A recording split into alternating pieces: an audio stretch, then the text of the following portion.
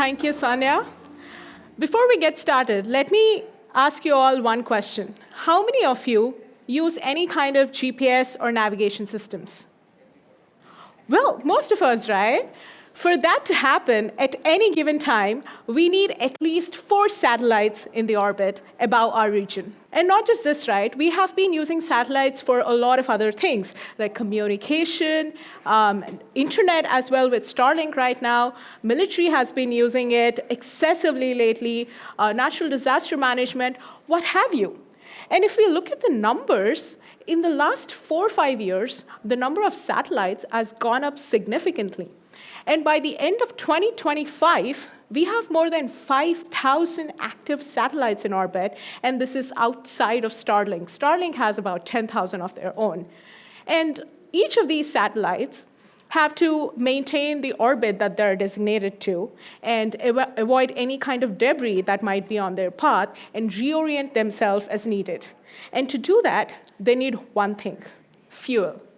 But right now, once they run out of the fuel, that's it, game over, they die. There's no other way around it.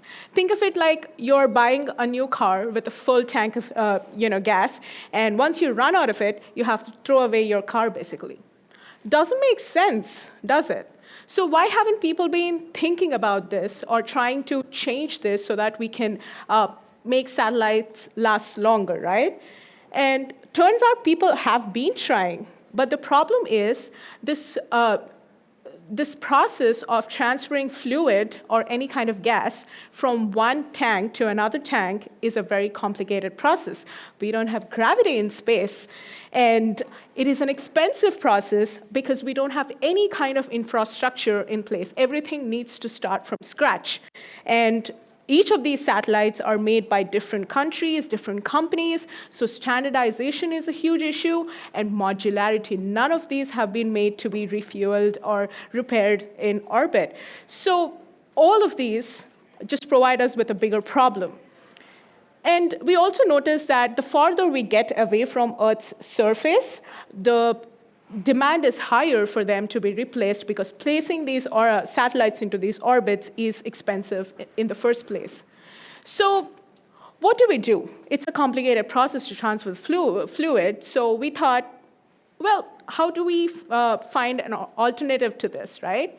And that's basically our idea, to design and develop an attachable external propulsion module that will basically go and attach itself to your space asset or satellite and extend its life for a few more years.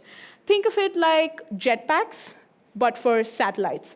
And maybe in future, we will have modular designs of satellites where we can directly replace the tank instead of transferring the fluid or doing the tedious process of transferring it. This makes things modular, replaceable, and scalable to a large scale. We are AstroFuel. Me and Adriana are the co-ELs of this project, and we have Dr. Marcos Fernandez-Torres as the PI. And if this topic interests you, come find me after this, or you can always write to us. Thank you so much.